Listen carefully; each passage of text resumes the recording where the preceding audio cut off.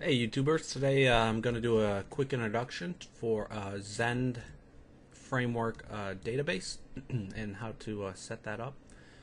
What I have already is a database called JSample. I'll provide a link in the description if you want the SQL code to just drop this into a database.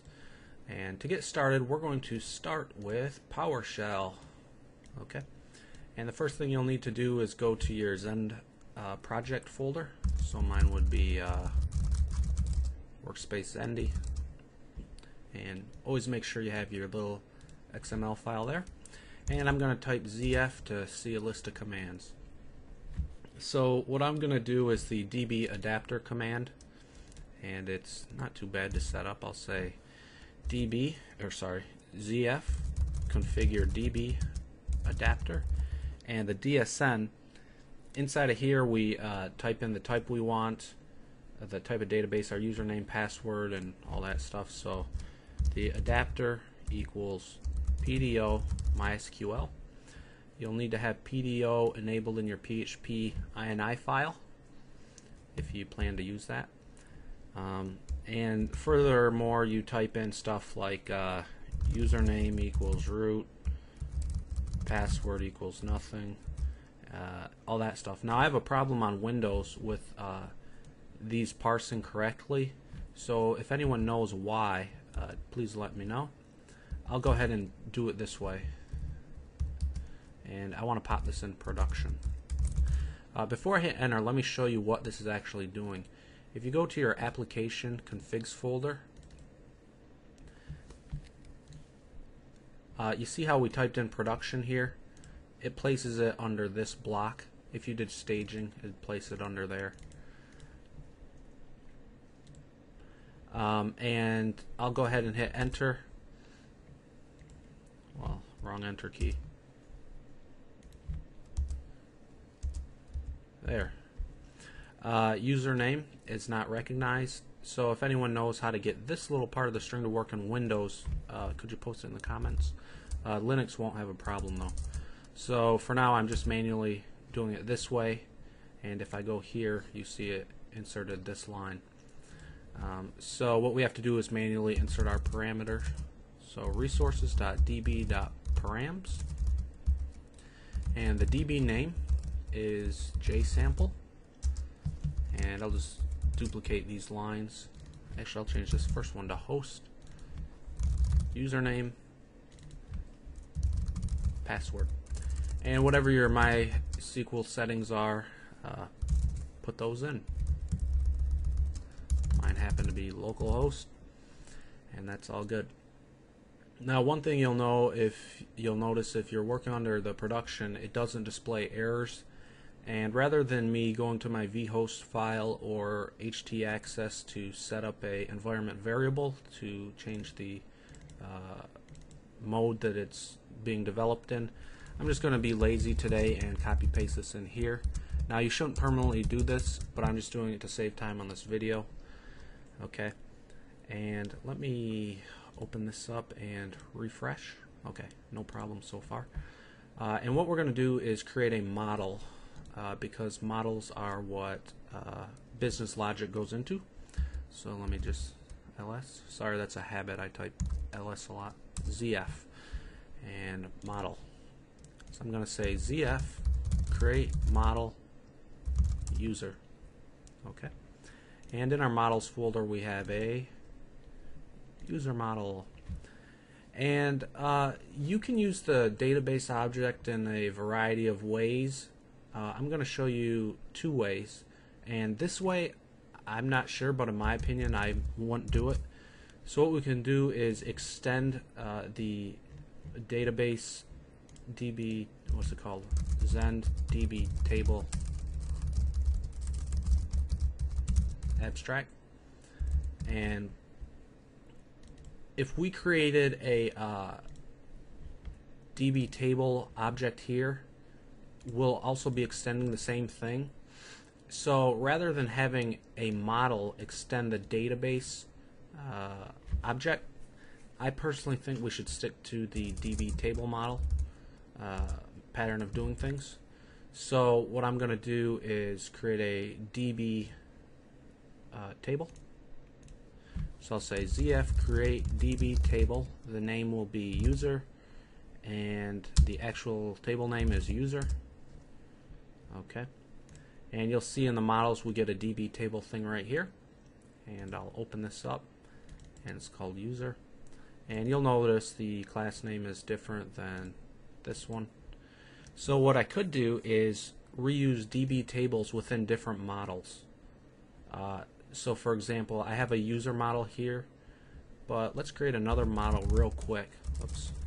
ZF create model register. So if we had another registration model and we wanted logic from the user table, we could just share this in any of these actual models that we use, because when someone registers we might need to insert a user record or something. So right now I'll just leave it. I'm going to actually do it in the register model just so it's less confusing. And slide this over here. So what is this right here? This is the name of the table, okay? Which is user. If you look in my SQL, I have a table called user. So it default is using this table. We can select it, we can set the primary key to protected. Oops, primary equals ID, and as you know, this is my primary key ID right here. And there's a lot of built-in stuff when you extend this. So what we're going to do is actually use this to insert a user, and what I'm going to do is double click this, go into register, and I'm going to create a public function and create user, and I'll say DB table user equals our DB table object, and DB table user insert. And you're like maybe thinking, where does insert come from? Insert actually comes from the Zend DB table abstract. If you were to go into your Zend framework library files, apps, Zend framework, libraries, and let's see, DB table abstract. Here she is. Big file. I don't have my function list on the side, but you'll see it has a lot of stuff we can set.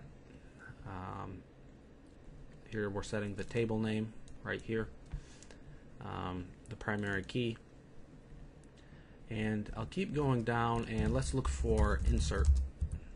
So we can insert data within an array. Let's see if they got an update. We can do an update with a where clause. So it has kind of like CRUD functionality all built in, and select is a little different. Select, oh, I guess they, let me check that again. Select, I'm looking for function select. There we go. You see they instantiate the table select. So I guess just for your information, it's a little different, like it's not built right into it. So we already have those available to us. So what I can do is in here, if I do insert, it's going to insert it into the user table. It knows that ID is the primary key, like suppose we were selecting. And what I'm going to do is from my controller of index, my index action, so this is going to happen when I refresh the page, I'm going to instantiate the model of register. So I'll say register equals that, and register has a create user method. Okay, and inside of create user, I want to pass an array of details, and for those details I want to say a name, age, gender, and I'll just do name, age, and gender for now. So we pass an associative array. Name will be Becky, age will be 25, gender will be female. Oops. Okay, now it's not going to work just yet because we need to pass the array in here. So array, array. Okay.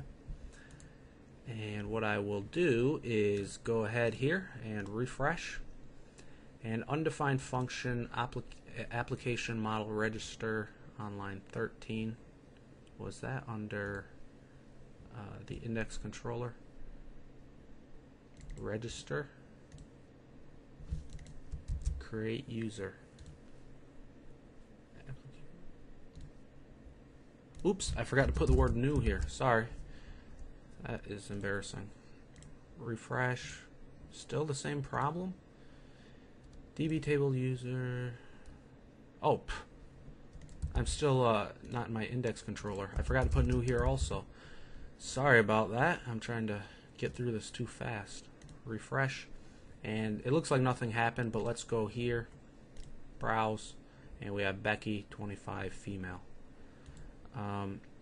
We could do a update function, public function update user, pass in an array again.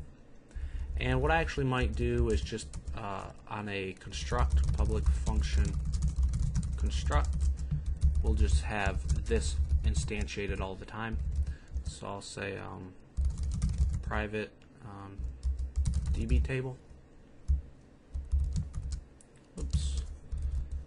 And we would change this to DB table.